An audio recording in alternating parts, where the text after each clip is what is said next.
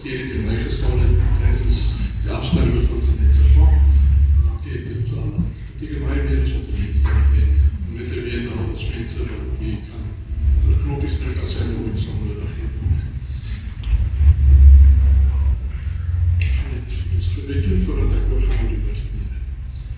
Vader, ons dankie vir die genade, ons dankie vir die getrouheid, ons dankie vir die bystand in alle omstandighede. En wanneer die dinge vir ons onmoontlik lyk, wanneer die dinge vir ons moeilik lyk, en U is saam met ons, weet ons dat U ons baie gelyk sal maak. En ons vra dat elkeen sal sien wat verborge opgekom het, en nie om te luister na dit wat ek te sê het nie, maar om ingestel te word op U Heilige Gees en te hoor wat U vir ons elkeen wil sê, afsonderlik. En ons dankie vir die woord wat U vir ons gegee het, dat U ons nie as wese agtergelaat het nie, maar dat U nog steeds Uself op dag na dag aan ons openbaar deur die Heilige Gees wat saam met ons is, en dat U ons lei en leer in alles wat ons doen. Here, seën elkeen wat hier opkom, dat daar enige bekommernis is op enige iemand se gedagtes. Here, laat ons nou daai bekommernisse, ons laat elke ding wat ons verhinder, laat ons op U skouers. Here, en ons weet die duiwel gaan probeer om te steel dit wat U vir ons wil gee. Maar Vader, ons vra dat U nou al daarso 'n kans sal stel teen. Here, sodat dit wat U vir ons wil gee, Here, dat dit is wat sal deurdruk tot elkeen van ons geeste, Here, dat ons elkeen sal weet, dit wat U van ons verwag, dat ons elkeen sal weet, wat U volmaakte wil is, nie net met ons nie, maar met ook die wat om ons is, en in elke situasie waar ons mag bevind. Seën ons verder in hierdie diensnaam in Jesus naam. Amen. Die gedeelte wat ek vir ons gaan lees vanoggend is uit Johannes 15. Ek gaan lees van vers 1 tot 8, maar ek 'n paar ander verse tussenin, ook van ander boeke gaan ek ook tussenin bring. Die tema van my boodskap, as ek my tema moet gee, is die ware wynstok en die lote. Dit is 'n baie gewilde gedeelte, maar ek voel tog dat die Here vir ons iets spesifieks iets spesifieks wil wys. Ons moet nie luister na dit wat ek sê nie, maar stel jou in wat die Here vir jou wil sê. Luister na hom, vra vir hom om vir jou te openbaar wat sy wil is vir jou lewe, en hy sal dit doen. Hy sê hy sal nooit vir sy seun 'n slang gee as hy 'n vis vra nie, of hy sal nooit 'n brood gee, 'n klip gee as hy 'n brood vra nie. Hy sal vir ons dit gee wat ons nodig het. Die Here weet wat is die beste voedsel vir ons, die Here weet wat is die beste brood vir ons, hy weet wat is die beste vis vir ons, hy weet wat vir ons die beste is, en as ons hom daarop vertrou, dit gaan nie, miskien nie wees presies wat ons verwag het nie, maar ons kan weet dat as hy vir ons iets gee, gaan dit wees wat ons nodig het, en wat ons die nodig, en wat vir ons die beste gaan stig. Johannes 15 vers 1 begin, ek is die ware wynstok, en my Vader is die landbouer. Nou hier praat met Jesus as mens, wat hier was hy, saam met sy disippels daar as mens.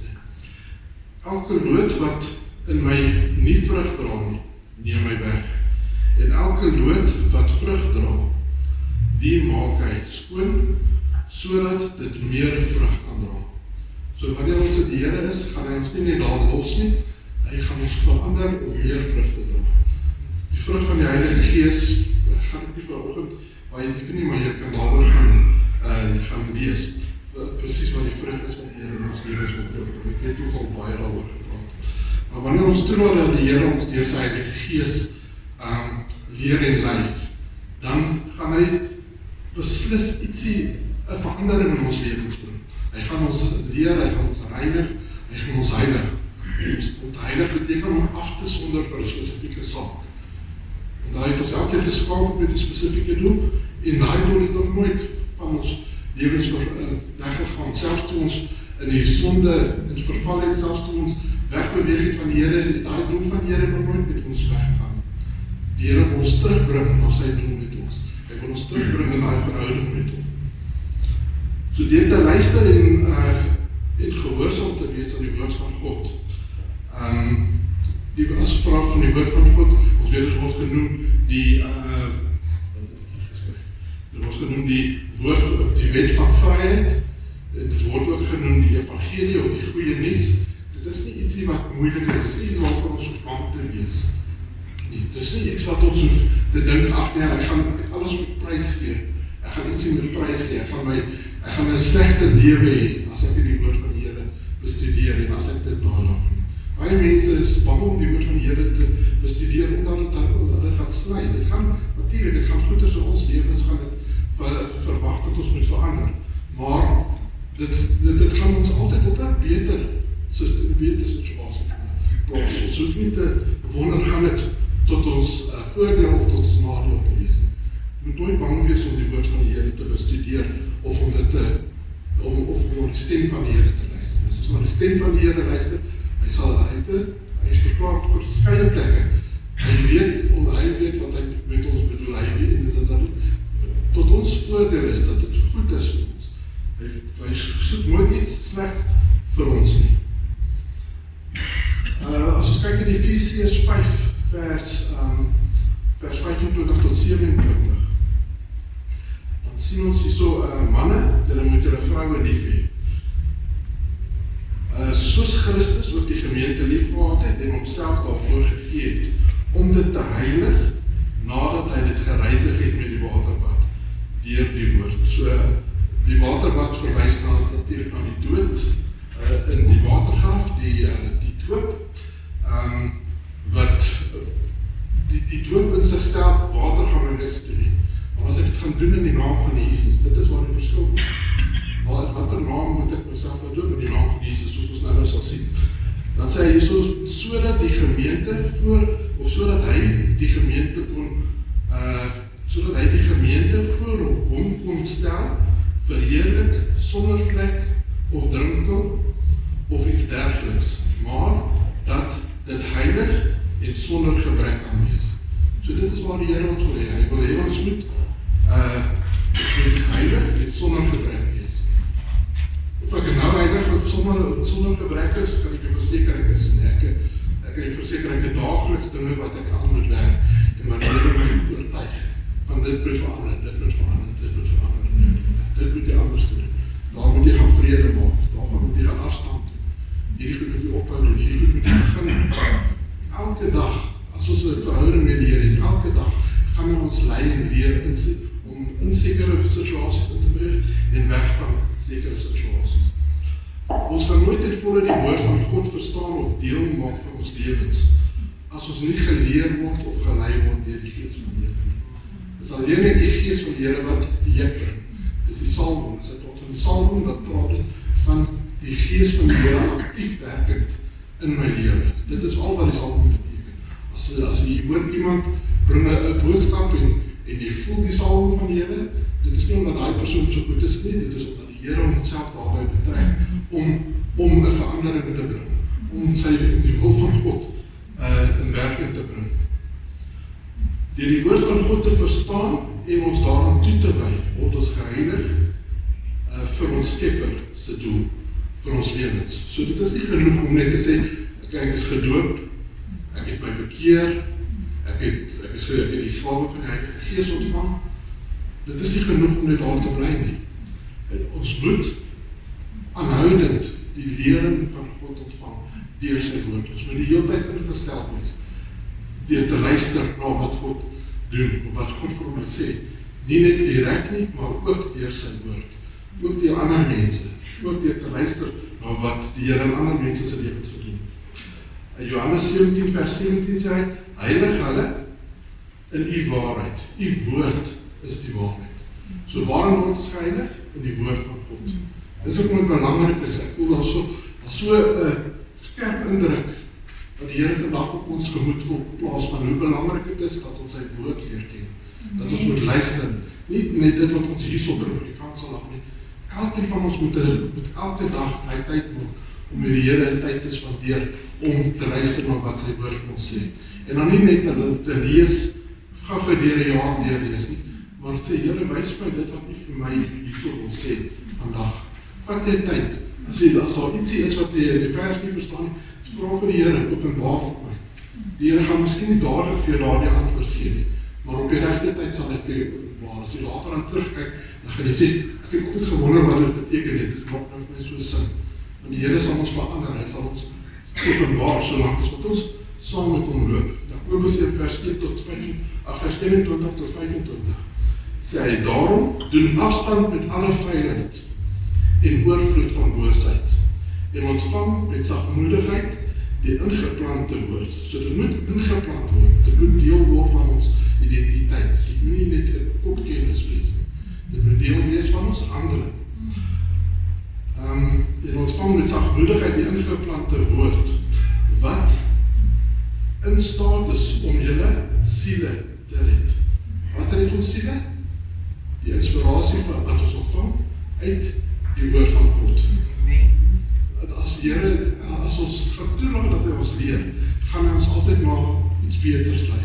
Hy gaan ons altyd na 'n nouer loop met hom lei. Hy gaan ons altyd na 'n meer heilige lewe lei. Hy gaan ons altyd na 'n meer geseënde lewe lei. Dit is wat hy vir ons wil hê. Hy wil hê dat ons geseën moet wees. Hy wil nie hê dat dit met ons sleg moet gaan. Hy wil hê dat dit met ons goed moet gaan. Die duiwel probeer vir ons sê, nee, die Here wil hê ons moet alles, maar ons moet in armoede aangaan en al daai. Dit is glad nie so nie. Dit is nie die Here wat armoede veroorsaak nie. Dit is die een wat steel wat armoede veroorsaak. Die Here is nie 'n dief nie. Die Here gee, hy gee meer as wat ons nodig het. Hy sê so in vers 22, en word daders van die woord, en nie net hoorders wat onsself bedrieg nie. So dit is moontlik om onsself te bedrieg nie. Dit is baie maklik om onsself te bedrieg en te sê, nee, ek was reg en die persoon was verkeerd, of ek is reg en die woord van die Here is verkeerd, of dit wat die persoon is reg en dit wat die persoon sê is verkeerd. Dit is so maklik om dit te sê en onsself te bedrieg.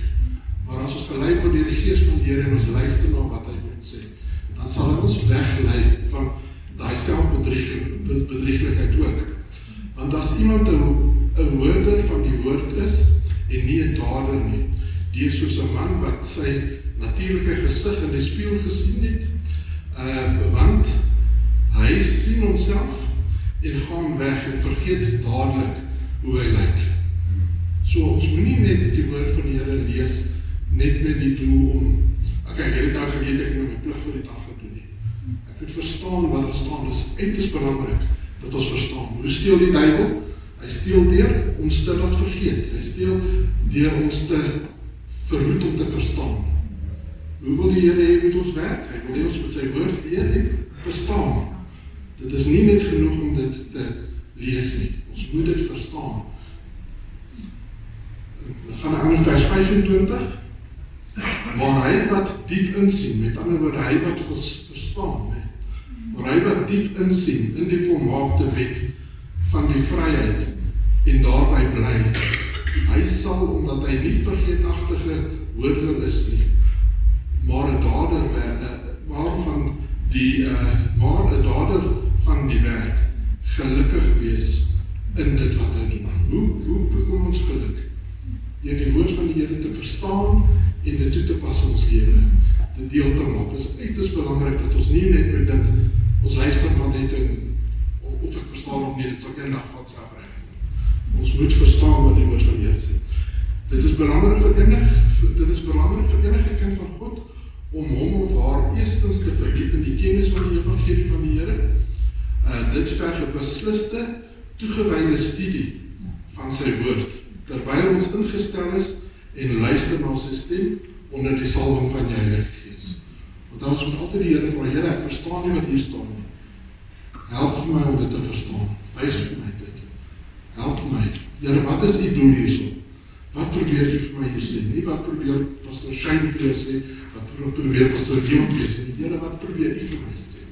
Dit is uiteindelik wat ons almal kan fout maak. Ons almal het sienings wat baie keer 'n bietjie wegbeweeg van die Here, van sy geregtigheid. Elkeen van ons kan ander mense in 'n verkeerde rigting lei. Maar alleen net die Gees van God sal ons altyd in die waarheid lei. Dit is hoe hy genoem word, die Gees van die waarheid. Dit is die enigste Gees van die waarheid, is die Gees van God. En hom is die volle waarheid.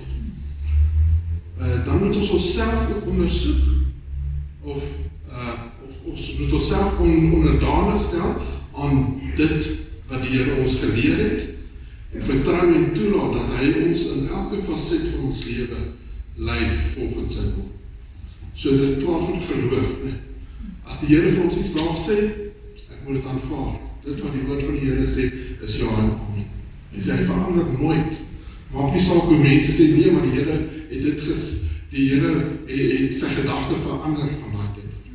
In verskillende situasies gaan die Here miskien verskillende dinge van ons verwag.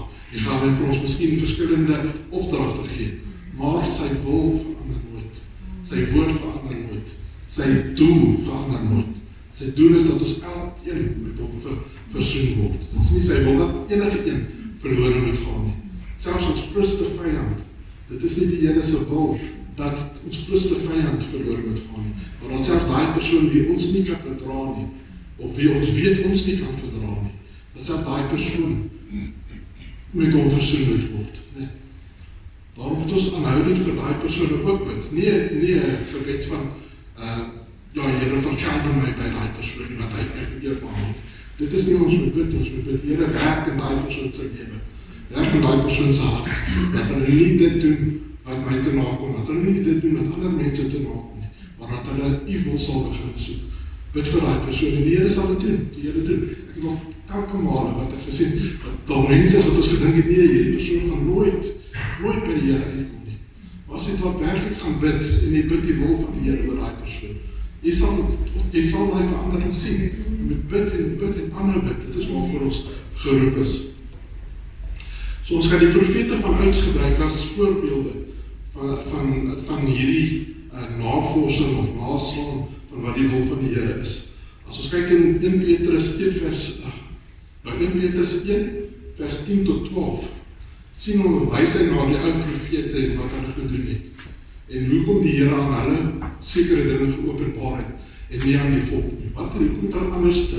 Hoekom het die Here hulle spesifiek gekies? Ons dink baie keer die Here het maar net gesê daai persoon moet dit doen en daai persoon moet. Maar daar's 'n spesifieke doel hoekom die Here daai persone gekies het om sy woord uit te dra. Hoekom hy gekies het om sy wil in die lig te bring. Hy sê daarso in 1 Petrus 1 vers 10 tot 12 sê hy, aangaande hierdie saligheid het die profete wat geprofeteer het oor die genade wat vir julle bestem is, ondersoek en nagevors. So hulle het die woord van die Here gaan bestudeer. Dit was nie per toeval dat die Here hulle gebruik nie. Hulle wil met die wil van die Here gaan in ooreenstemming bring. Hulle gaan so, wat is die wil van die Here? En hulle het daarby aangepas. Dit is wanneer dit is hoekom hulle ook profete geword het. Hy sê, en hulle het nagespeur op watter of hoedanige tyd die gees van Christus wat in hulle was, gewys het, toe hy vooruitgetuig het van die lyde oor Christus, wat oor Christus sou kom, en die heerlikheid daarna. So hulle het geopenbaar aan ons al voor die tyd van wat gaan gebeur. Die Here het spesifiek vir hulle vir Jesaja die woord gegee wat hy vir hom gegee het, vir Esegiel die woord gegee het wat hy gegee het, vir Maleagi die woord gegee wat hy gegee het. Het spesifiek vir hulle gegee, omdat hulle gesoek het. Wat sê die woord van die Here? Wat soek die wil? Wat is die wil van die Here? Hulle het die wil van die Here gesoek. Het is so uiters belangrik dat ons soek na die wil van die Here. Aan 'n ander vers 12 sê hy, aan hulle is geopenbaar, dat hulle nie vir hulself nie, maar vir ons die dinge bedien het, wat julle nou aanskou. Wat julle nou aangekondig is, deur die wat die evangelie aan julle verkondig het, in die Heilige Gees, wat van die hemel gestuur is. Dinge waarin die engele begeerig is om in te sien. So hulle het al voor die tyd afgekondig van dit, die Here gaan sy Gees uitstort, die maagd gaan swanger word, 'n seun gaan vir ons gebore word. Hulle het allerlei gedoen, hoe het hulle dit geweet?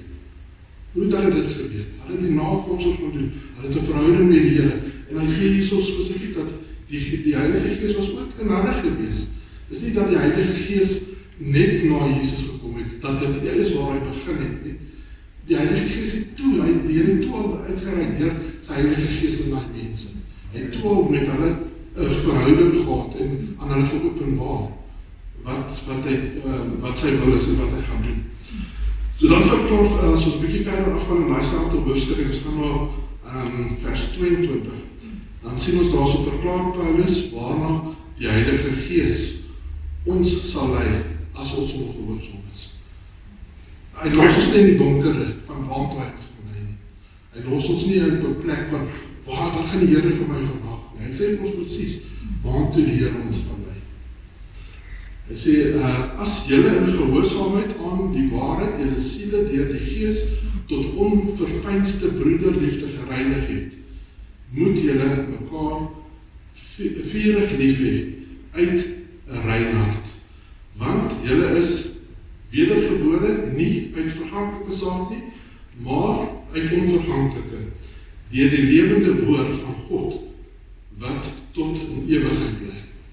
So tot wat is ons tot wat probeer die Here ons, of tot waar probeer hy ons kry? Hy probeer ons te kry in 'n plek waar ons ten volle onverfynste broederliefde het.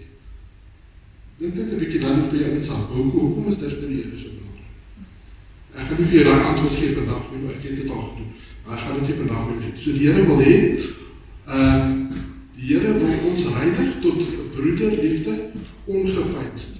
Dit wil sê opreg, sonder fynserry, of met ander woorde sonder skynheiligheid. Dit is maklik om voor julle te sê, ek is lief vir jou broer, ek is lief vir jou suster. Nou as ek alleen met my vrou, dan sê ek, my suster, sy gaan my nie aan nie. Sy's te vet. Sy's te swaar, sy praat te veel. Dit is so maklik, nee. Dit is so maklik om foute vind by ander mense, as hulle nie by jou is nie. Maar dit is nie wat ongefynste broederliefde is. Ongefynste broederliefde is, soos ek voor jou is, en soos ek weg van jou. Skynheilig is, ek doen my voor, ek skyn om heilig te wees, ek skyn om jou goedgesind te wees, ek skyn om vriendelik te wees teenoor jou, wanneer ek by jou is. Maar as ek van jou weg is, dan vergaan daai liefde. Daai liefde, wat ek uitstraal, is ek veronderstel om uit te straal, al is ek alleen by die Here. Die wêreld wat onder die beheer van Satan is daarop uit om haat en tweedrag onder alle mense te saai. Solank as wat ons skynheilig is, solank as wat ons sleg dit van ons broer, solank as wat ons gesindheid het, van hulle is minder waardig as ek, van hulle is nie waar ek hulle wil hê nie, hulle is nie, die Here kan met hulle niks doen nie. Sodra ons daai tipe gedagtes kry, dan kan die duiwel dit gebruik om tweedrag te saai. En dit is wat hy wil doen.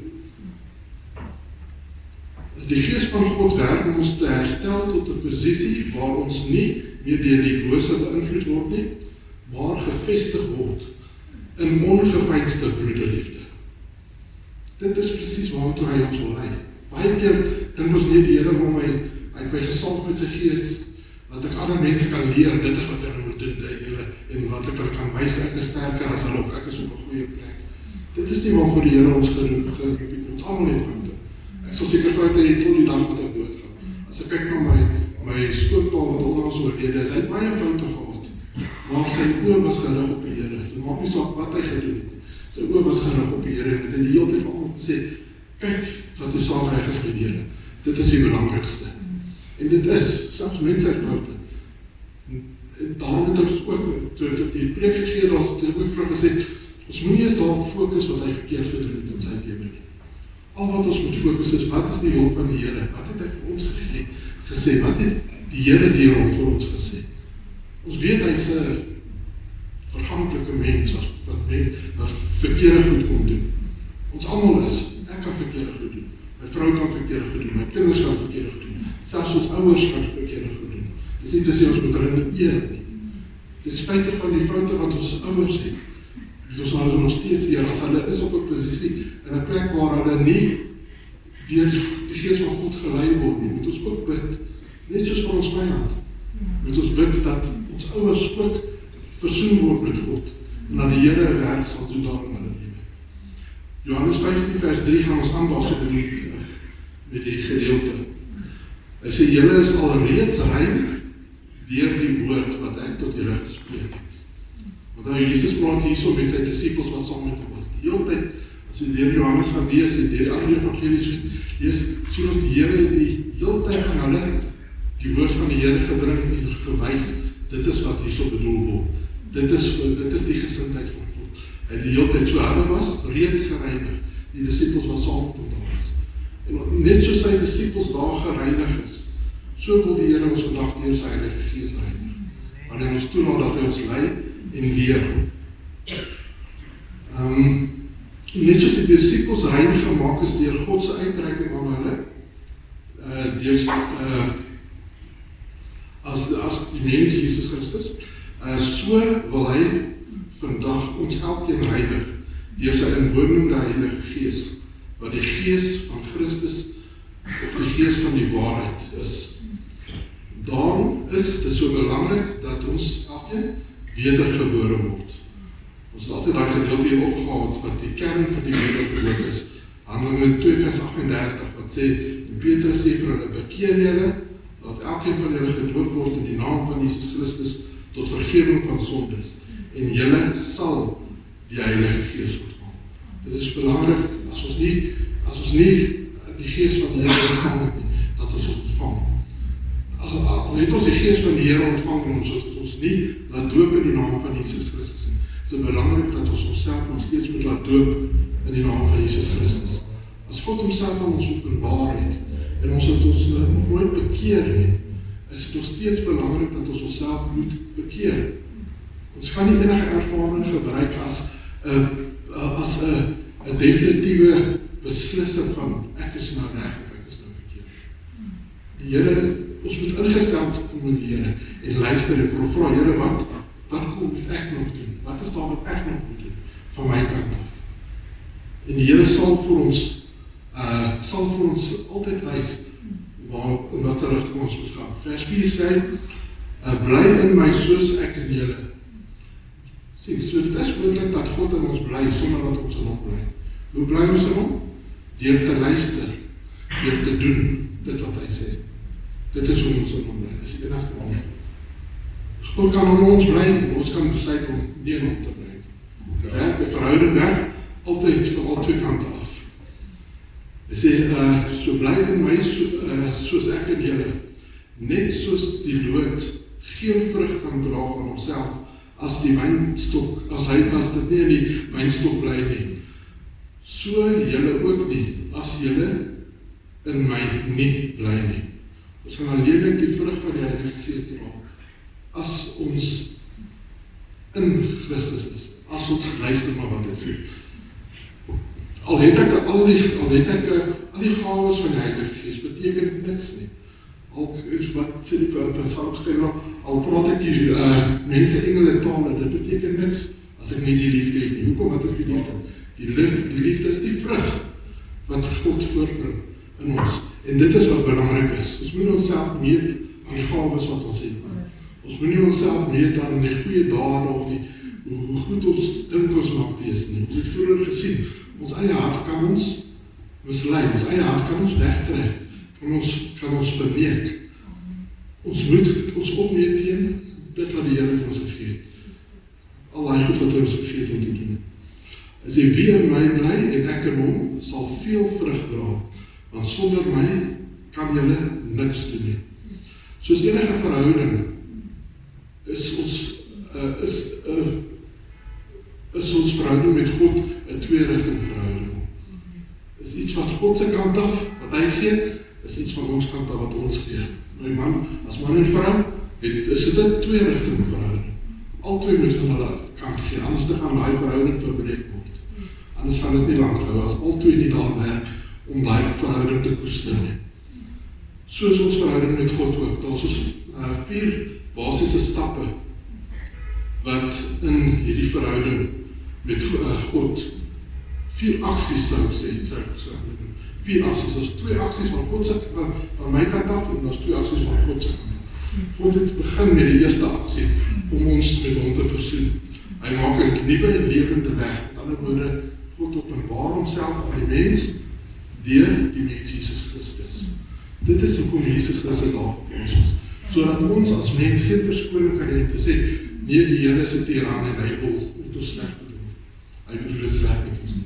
As ons kyk net na die lewe van Jesus Christus, gaan bestudeer die lewe van Jesus Christus, as hy sien, selfs vir die grootste sondaar, was hy lief, was hy bereid om ons sondes te vergewe, en het hy uitgereik na hulle.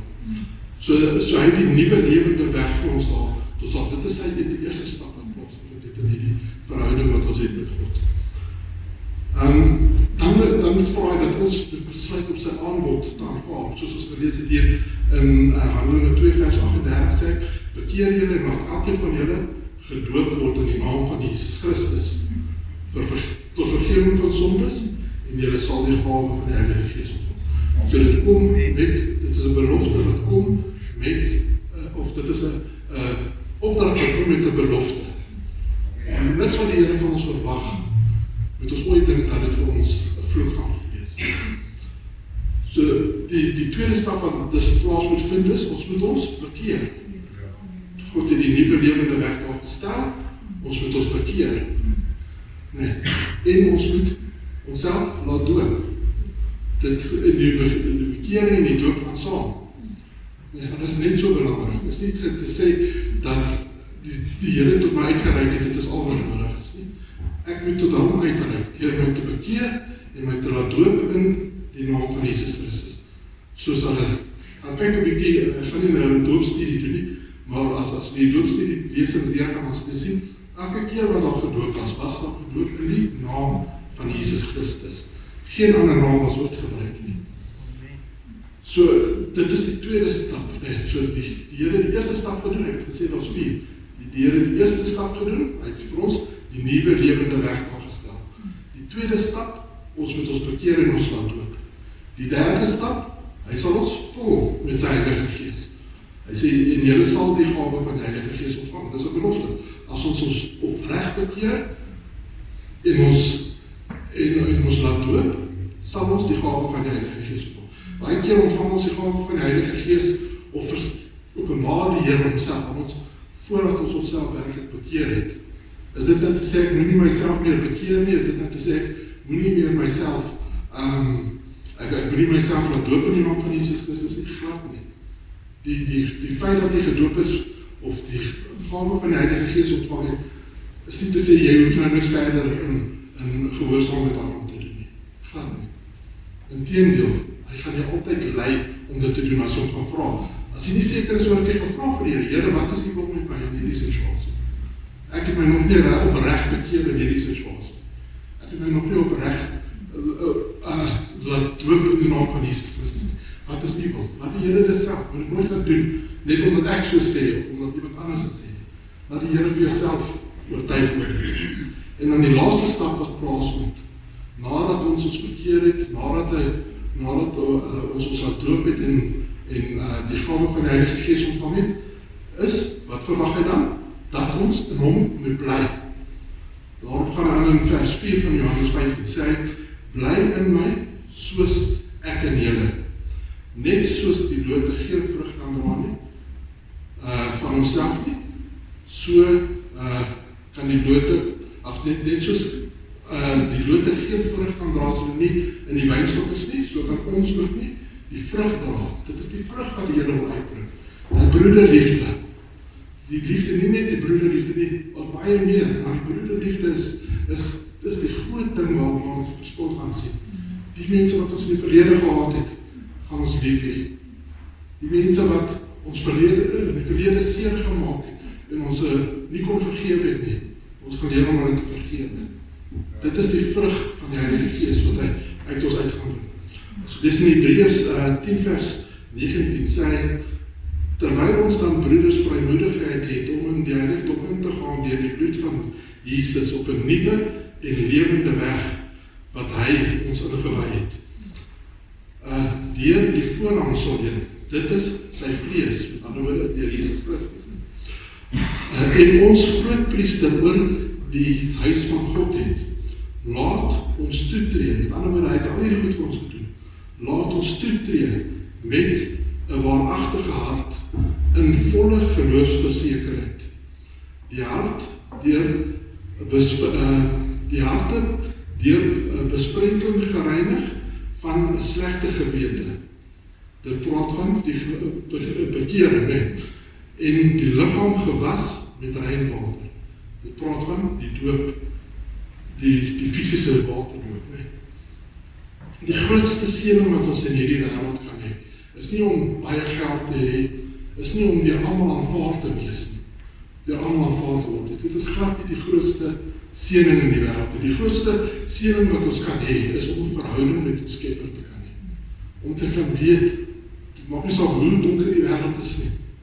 Die Here is hier, hy beskerm my. Ek weet wat hy van my verwag. Hy wys my waartoe ek moet gaan, dat ek vrede kan hê. Hy vat my weg van die dinge waar ek nie moet wees nie. Dit is die grootste seëning, die grootste vloek in die wêreld. Is ook nie om arm te wees nie, dit is nie om deur almal verwerp te wees nie. Die grootste vloek in die wêreld is om weg te wees van God, om nie 'n verhouding met ons Skepper te hê nie. Dit is die heel grootste vloek. As afgaan in Johannes 15 vers 7 sien ons, as julle in my bly en my woorde in julle, sal julle vra net wat julle wil hê, en julle sal dit verkry. Hier praat hy van gebed.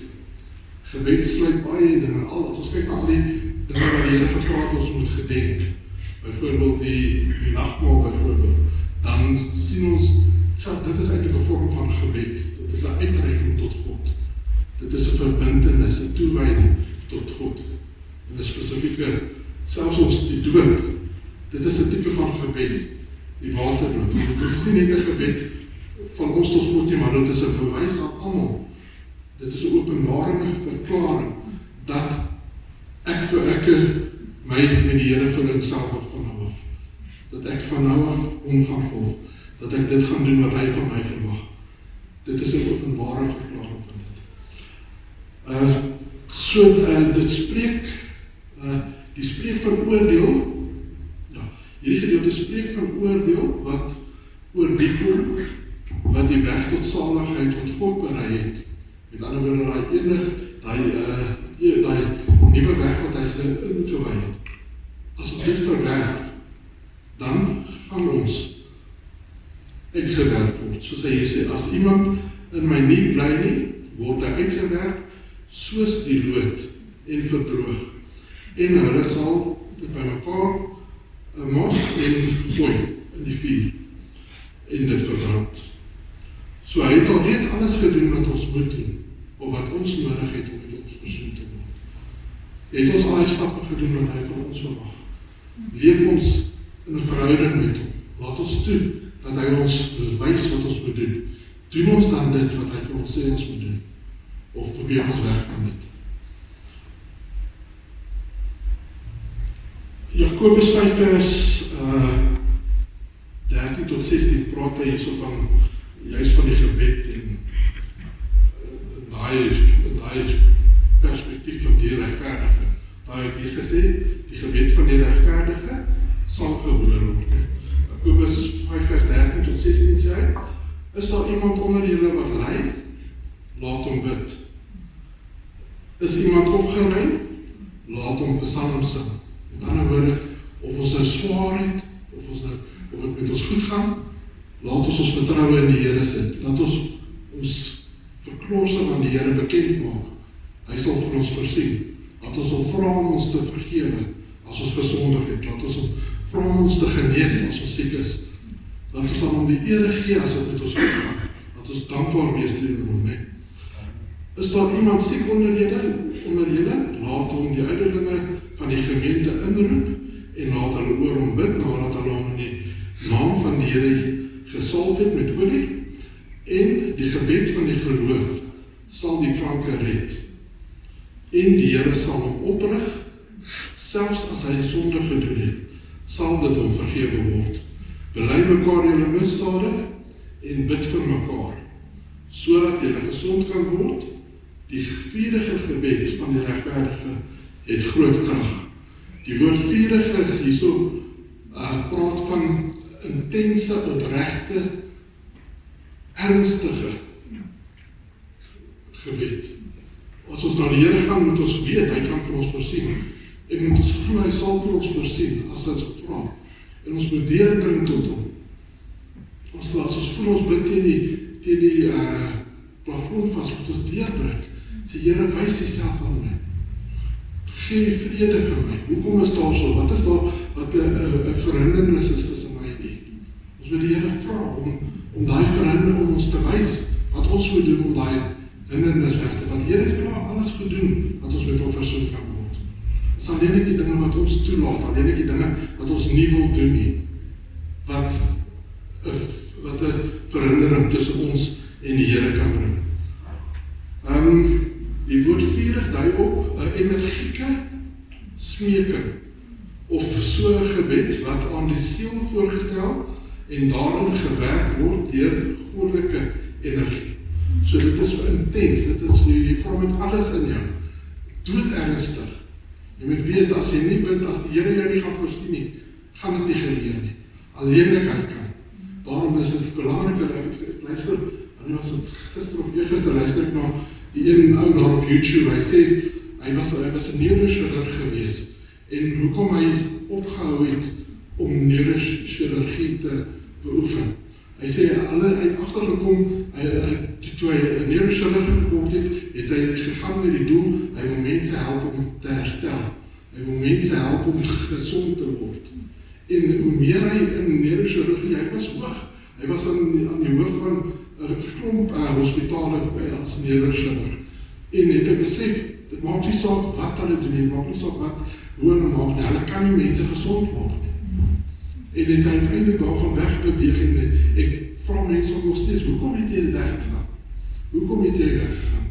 En het hy gesê, ek het gekom elke dag met die wete dat die hospitaal is hier om geld te maak. Hulle is nie hier om mense gezond te maak nie. Alleen die Here kan ons genees. Het is nie te sê ons moet nie luister na die mense wat geleer het nie. Maar ons moet onthou waar is ons vertroue. Ons moet ons vertroue in die Here sit, nie op mense nie. Daar's net twee tipe mense wat bid. Daar's mense, of daar's net twee, wat kom so stel. Daar's net twee tipe mense wat die woord van die Here lees. Daar's die tipe mense wat die woord van die Here lees en probeer self verstaan of net luister maar wat ander mense sê daarvan. En dan kry jy die tipe mense wat die woord van die Here lees, wat sê, Here verduidelik vir my dit wat die woord vir my wil sê. Leer my uit die woord. Dis nie te sê ons moet nie luister na wat ander mense. Daar's baie getuienisse daarby buite wat my al gestig het tot kingdom kan, wat ver meer is wat ek ooit nodig gehad het. Maar wat wil die Here hê? Hy wil sy vrug in my voortbring. Dit is waarom ek op ingestel moet wees. Nie hoe wonderlike tyd ek daar gehad het, of daar by daai mense het nie, hoe wonderlike tyd ek by daai kerk het, of by hierdie kerk het, of hoe wonderlike tyd ek saam met hierdie eienaar het nie. My fokus moet wees, Here, wat is U wil? Dit is waar my fokus moet wees. So lang gebeur het daar, hierdie is nogal interessant, dit is 'n ding wat eintlik al lang kom. Die ou Jode, nog voor Jesus se tyd was daar altyd 'n gesegde wat gesê het, ek kyk of ek hier geskryf het, die gebede van die regverdiges is kort. Dit is wat hulle gesê het. Dit is kort en tot die punt. Dit is nie deur herhaling en herhaling dat ons iets hier kry nie. Dit is my vertroue is in die Here, ek vra vir die Here en ek verwag dat die Here vir my gaan voorsien. Die gebede van die regverdiges kort. Dit was 'n ou, nog voor Jesus se tyd was dit 'n ou gesegde wat juis in daai tyd ook nogal van pas was, of baie bekend was. Sagaria 12 vers 10 sien ons word het mooi geïllustreer. En ek sal oor die huis van Dawid en oor die inwoners van Jerusalem uitstort, ek is amper klaar oor, so, ek weet van 'n bietjie ander. En ek sal oor die huis van Dawid en oor die inwoners van Jerusalem uitstort 'n gees van genade en smeking, en hulle sal my aansien wie hulle deurboor het, en hulle sal oor hom rouklaag, soos met rouklaag oor die enigste of oor 'n enigste seun en bitterlik oor hom ween, soos 'n mens bitterlik ween oor 'n eerstgeborene. Dan sal 'n klomp ander verse, ek gaan nie almal lees nie, maar ek gaan hierdie in 1 Korintiërs 11 vers 29 gaan ek wel lees. Want wie op 'n onwaardige wyse eet en drink, hier praat hy van spesifiek van die nagmaal, maar dit is nie net die nagmaal nie. Die nagmaal is 'n vorm van gebed. Nee, ons moet dit altyd onthou. Die nagmaal is nie net ietsie wat is nie net 'n kerklike gebruik nie, dit is 'n gebed, 'n uitreiking tot God. Hy sê, en wie op 'n onwaardige wyse eet en drink 'n oordeel oor homself, terwyl hy die liggaam van die Here nie onderskei nie. Wat is die oordeel wat hy oor homself bring? Afskei van God. Wat is die seëning wat ons ontvang? Vereniging met God, 'n verhouding met God. Dit is al wat seën en vloek regtig is. Vloek is eintlik net afskei van God. Seën is eintlik net enig met God. Dit is al wat het uiteindelik op neerkom. Die geld, die goed wat jy kry met die Here jou meesie, die ewige lewe, al daai goed, dit is net punt. Die groot ding is ons verhouding met God. Dit is die groot seëning. Daarom is daar onder julle baie swak is en sieklik is en 'n aantal het ontslaap. Want as ons onsself beoordeel het, sou ons nie geoordeel word nie. Maar as ons geoordeel word ons deur die Here getuigtig, sodat ons nie saam met die wêreld veroordeel mag word nie. Die Here wil, as die Here jou tuigtig, moet dit nie sien as 'n vloek nie, moet dit nie sien as 'n pyniging nie. As die Here vir ons tuigtig wil iets sien, is dit wat hy wil ons hê daar waar ons moet wees. Hy sal nie iemand tuigtig wat hy weet nie gaan luister vir hom nie. As hy weet ek is ingestel op hom, gaan hy my elke dag tuigtig. Paulus sê hy kastei sy liggaam elke dag. Hoekom? Om dit in lyn te bring met wat God se wil is. Onwaardig hierso praat nie net van die toestand van 'n mens nie, maar spesifiek van sy gesindheid waarmee hy uitreik aan God.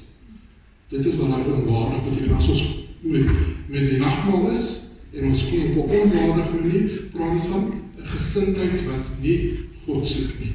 'n Gesindheid wat nie die geregtigheid van God soek nie. Daarom sê hy ook daarso op 'n latere vers in Korintiërs sê dan, as jy vind dat daar so 'n probleem is tussen, as jy onthou dat, as dit jou byval dat daar 'n probleem tussen jou en jou broer is, los alles daar en gaan, maak reg. Sodat die gesindheid van God kan reg wees wanneer jy deelneem aan sy aan die brood nie.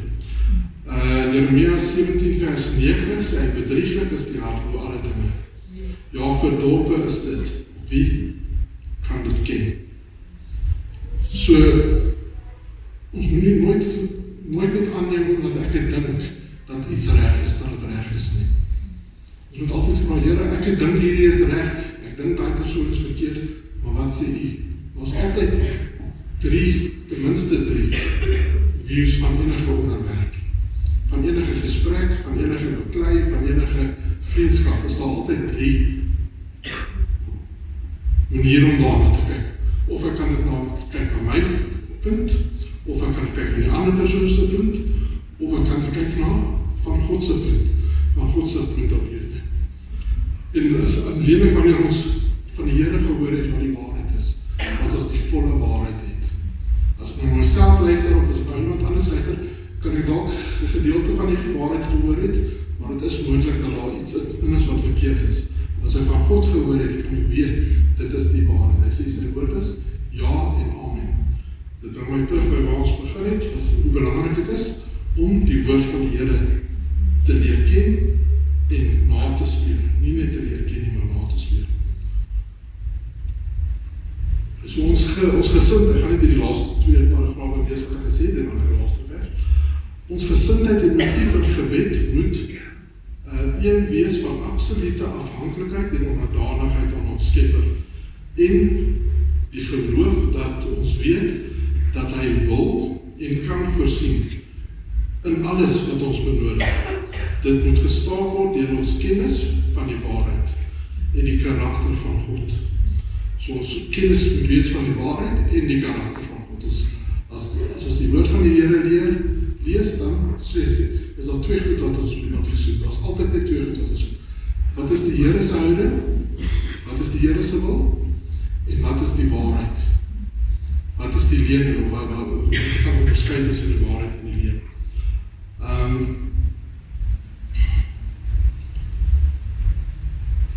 So ons wil moet in lyn wees met God se wil. 'n regverdige persoon is. 'n regverdige persoon wat deur God geregverdig is een wie se wil in lyn met God se wil is. Die waaragtige gesindheid, of 'n waaragtige gesindheid, is 'n liefdesgesindheid. Net soos hy 'n liefdesgesindheid teenoor ons het, so verwag hy met ons liefdesgesindheid teenoor ander hê. Die laaste vers wat ons daar uit Johannes 15 gaan lees, jy kan gaan aanlees, daar is ons nog baie wat daar aangaan, wat baie interessant is in daai hoofstuk. Johannes 15 vers 8 sê, hierin is my Vader verheerlik, dat julle veel vrug dra, en julle sal my disippels wees. Hoe word ons sy disippels? Wanneer ons vrug dra, wanneer ons gaan leer het, wat sê die woord van die Here, wanneer ons in verhouding met die Gees van God in beweeg het, wat hy in ons geplaas het, en ons luister na dit wat hy sê, en wanneer ons dit toepas, So dit is die eer van die landbouer om goeie, sterk, kragtige wingerde te hê, wat volop vrugte dra, soos dit die eer van God om sterk, kragtige en heilige kinders te hê, wat heeltemal van sonde vry is en volkome gevul is met sy liefde. Sy liefde praat dit van die vrug wat hy in ons voortbring. So ek gevra dat die musikante so lang vorentoe kom, terwyl ons dan afsluit. So wat ek voel die Here vandag vir ons wil spesifiek 3 goeders hier so uitgelig het, is kom ons verbind ons absoluut daarop om te leer en te luister na die woord van God onder die salwing van die Heilige Gees. Nie net om te luister, om vinnig deur te luister nie, om te luister in die salwing van die Heilige Gees, om te luister wat sê die Here vir ons daardeur. Soos reeds gesien, is die Gees van God reeds aan werk om ons te herstel tot 'n posisie waar ons nie meer deur die bose beïnvloed word nie, maar gevestig is of gevestig word in ongeveinsde broederliefde. Dat soos ek vroeër gesê het, dat broederliefde is, soos ek voor jou is, so praat ek agter jou. Soos ek voor ander mense van jou praat, so praat ek agter, so dink ek in my gebedskamer, so dink ek tot selfs in my gebedskamer. Kom ons reik uit na God en tree in vir mekaar in vurige gebed. Dit is belangrik. Soos ons gesê, hoe belangrik is gebed, hoe belangrik is dit om uit te reik aan God namens ander en om uit te reik teenoor mekaar in te tree. Onthou ons almal swakhede. Ons almal het gebed nodig. Dit maak nie saak hoe sterk ons mag voorkom nie. Baie keer sal die Here vir ons sê, bid vir daai persoon, en dan ons, nee, maar Here, hoe kom ek vir daai persoon bid? Hy is so baie hoër heilig as ek, hy is so baie sterker geestelik as ek. As die Here vir jou sê, bid, dan bid jy, moet luister. Dit is meer belangrik dat ons luister. Die Here kan die gebed van die swakste persoon gebruik, om die sterkste persoon te ondersteun, om hom te bekragtig. En die Here kan die geloof van die sterkste persoon gebruik om die swakste persoon te ondersteun. En nooit dink, dit is ons waar die krag lê nie. Die krag lê in God. Die krag lê in ons Skepper. Hy is die enigste ene wat kan voorsien werklik. En dit is waar ons moet lê. Ons Vader, ons dankie vir die woord, ons dankie vir elkeen wat opgekom het. Seën elkeen, Here, ons vra vir 'n nouer loop met U. En ons vra dat U in ons elkeen sal plaas daai hart van ongeveinsde broederliefde wat U hiervan praat. Wat U self vir die disippels gesê het, ons moet hê, daai ongeveinsde broederliefde. Here, dat ons elkeen daai, ons weet nie wat ek weet nie wat in iemand anders hart aangaan nie, iemand anders weet nie wat in my hart aangaan nie, maar U weet, Here, wat U woord sê, U deursoek die hart. U weet wat in ons diepste ingewande aangaan. Selfs geestelik of fisies, weet U beter as enig iemand. Here, en vra ons dat U vir ons die voortou sal neem, en vir ons sal lei in die rigting wat ons elkeen moet gaan. Here, dat wanneer ons iemand sien wat iets verkeerd doen, wat ons miskien seer maak, Here, dat ons sal bid vir daai persoon, Here, dat U sal ingryp, waar ook al die tekortkoming is, wanneer U vir ons 'n tekortkoming wys, is dit nie sodat ons dan moet veroordeel of oordeel, maar U wys vir ons dit sodat ons kan weet hoe U wil jy ons moet intree. En ons vra ons Here, dat U vir ons daai hart van liefde sal gee, vir elke persoon, vir ons alles in Jesus naam.